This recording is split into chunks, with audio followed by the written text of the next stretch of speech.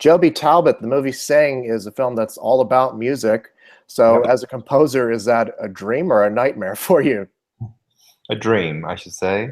I mean, yeah, the focus is fairly and squarely on music in this film. I mean, people have been calling it a love letter to music, and certainly it's the director and writer Garth Jennings is kind of his lifelong passion is music, and he's just poured every ounce of his very kind of omnivorous kind of taste in music into this movie. Hmm. Now, this is an animated film. Have you worked in animation before? I was looking through your filmography and I could not find any cartoons in there. Um, No, I did ages ago. I did something with Aardman in England. It was like a charity thing. okay. But yeah, so I'd done like 1.5 hour thing, which was quite filmic in concept. So it gave me some kind of an inkling. But with that, I just literally it was finished, and I had to come along and score it.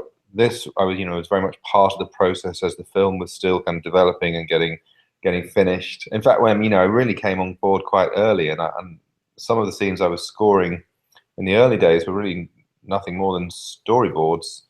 Um, and then to be really kind of immersed in the culture of a big amazing animation studio like Illumination Entertainment was a whole new thing for me. Right, right. Now, you've worked with Garth Jennings before on his other two films. So, coming on board with this, what is that collaboration like between the two of you?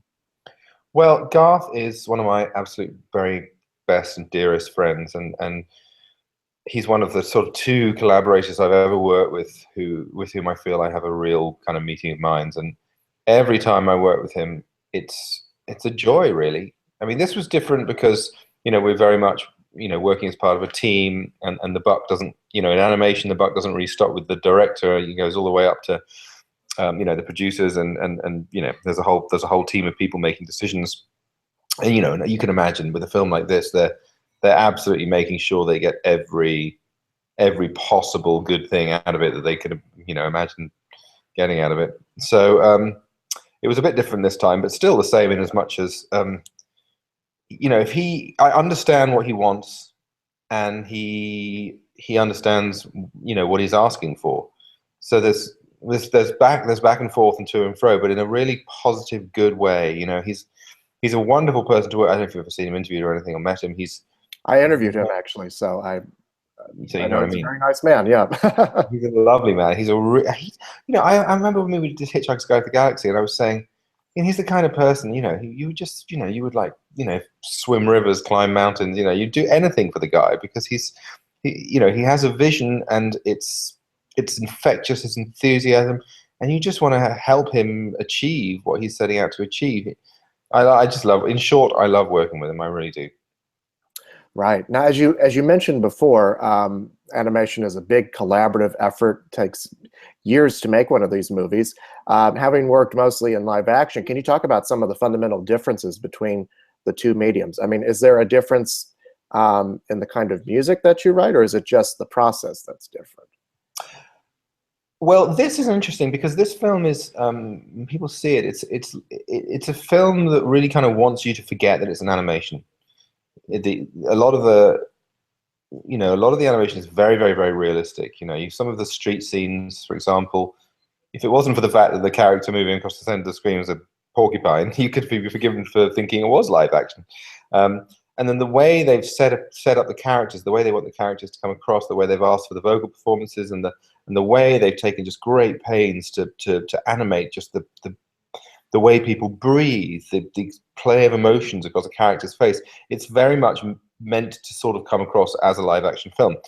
But as an animation, it means that they can do subtle things that you wouldn't necessarily notice, like, for example, telescoping the narrative into kind of very unrealistically short amounts of time. I mean, they can tell a whole kind of narrative arc in quick as a flash because you have complete control over everything that happens on the screen, exactly what you want to show people. So the biggest difference, I think, for me, was the way that the cues just had to hit the ground running. There were no intros or outros, no longers, no sort of just treading water. It's just like blam. Every cue is just maxed out from the moment it starts to the moment it ends. So that was a main difference. But other than that, they really asked me when I started out, when I was working on those really early versions, I made the mistake of trying to kind of portray the magical world of this movie musically, and it soon became obvious that that was the last thing they wanted to do. What they wanted to do was make the world seem totally real and portray the emotions of the characters. And then they want to kind of really, if a character's, sad, the music has to be really sad. If there's conflict, the music has to be really kind of get that across. And then the other thing, which I suppose was different for me, was I realized that, especially I think with digital animation, it has to seem real, but nothing is real. Apart from the vocal performances, everything is, everything is ones and noughts that's been programmed by people on a computer. And they set it up the way they light the shots. Everything about it seems so real now with these great animation studios.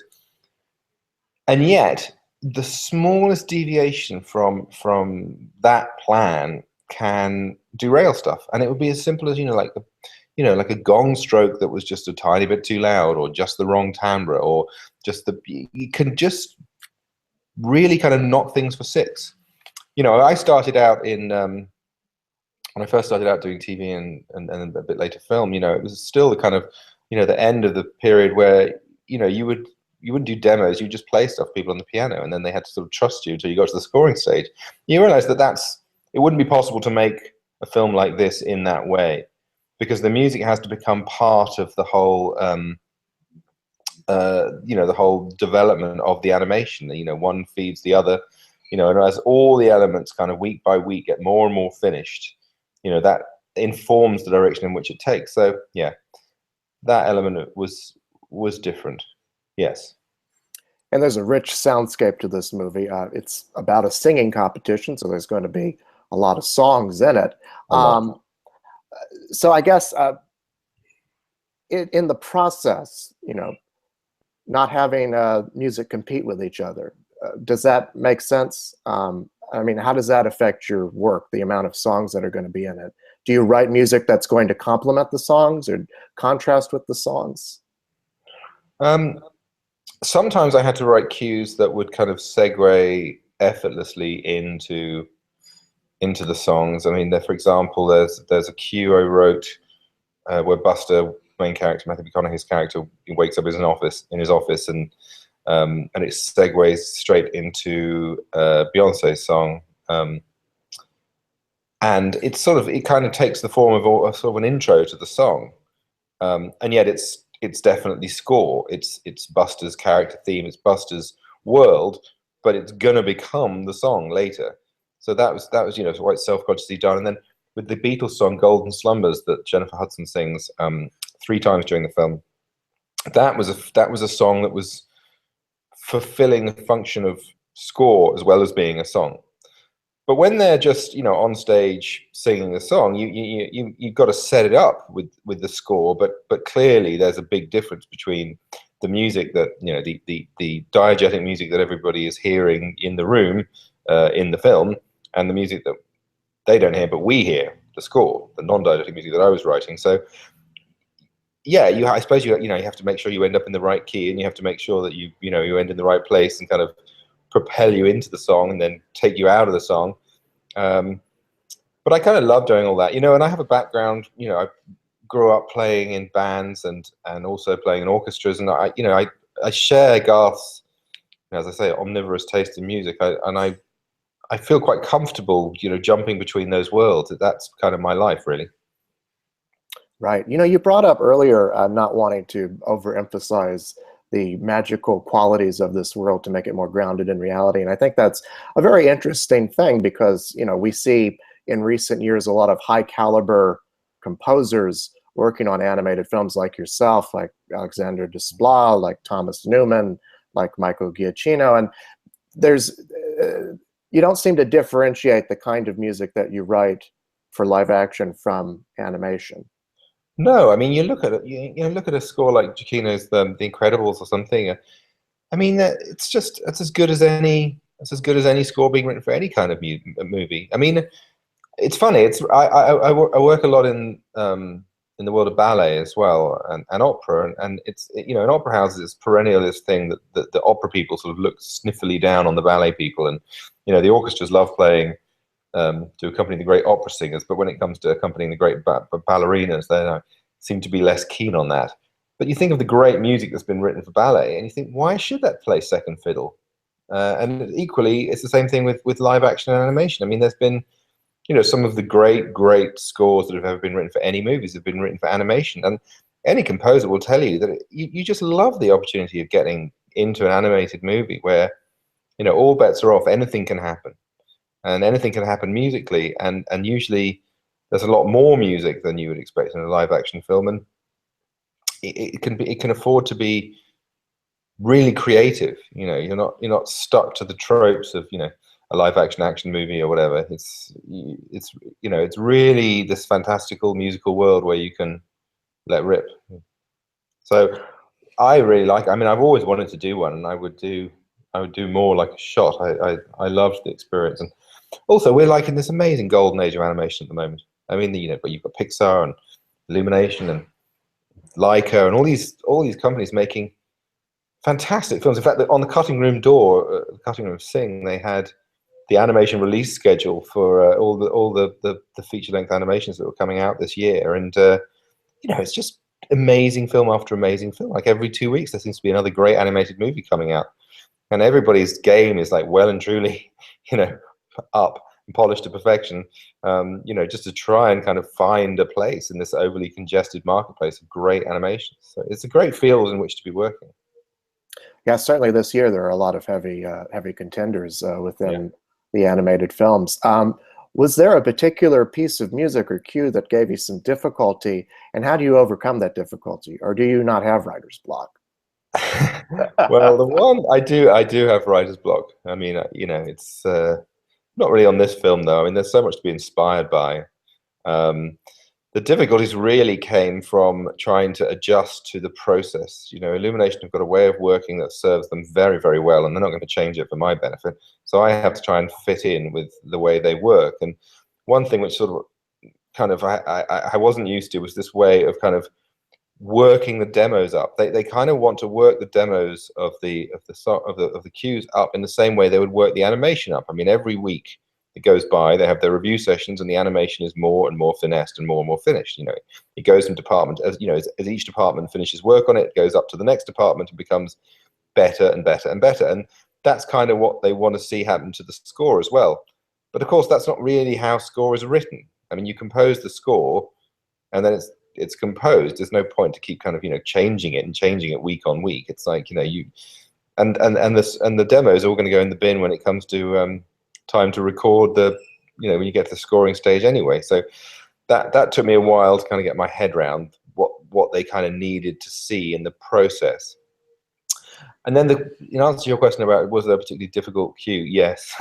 The cue for when Miss Crawley makes her fateful error with the flyers, and then they go out the window, and the wrong information about the singing competition is disseminated by fate.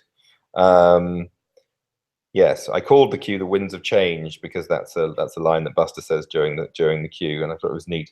But 75 rewrites later, I'm never putting the word "change" in the title of a cue ever again. They're going to be called things like "Locked in Stone," "Concrete." Well, for your work, you recently received an Annie nomination, which is Yeah. from the Animation Big Animation Award. What has that kind of recognition meant for you? Well, I mean, I figure that award is really, you know, I mean, they only have one music category, which is for score, but I'm sure it's meant to be for the entire music team, because I mean, you know, however big a job it was for me, it was nothing compared to people, you know, like what the Jojo, the music supervisor, and Harvey, the executive music producer, had to do with the 103 different song titles that are there in the film. You know, a lot of which had to be re-recorded. You know, everything had to be cleared and licensed and kind of made to work.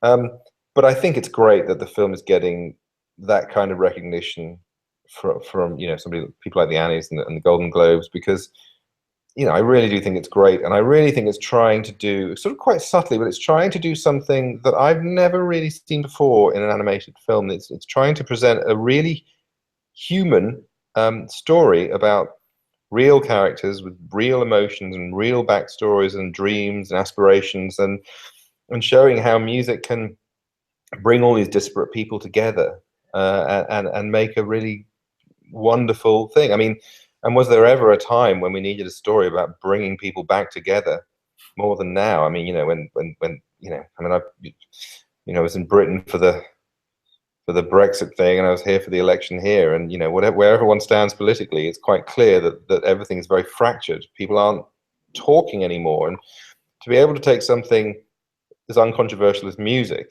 and try to start bringing people back together again. It seems like the ideal time for a movie like this to come out, after the rather hard year we've all had at Christmas, the holiday season, to get everybody kind of in, people of all ages and all persuasions into the movie theater and having this emotional connection with the story. Funnily, it maybe sounds kind of pretentious, but I think it's an important film and a lovely film, beautiful film. Absolutely. Well, Joby, thank you so much, and congratulations on your work. It was a pleasure. Thank you very much, Zach. Lovely talking to you. You're welcome. Have a good one. And you. Bye.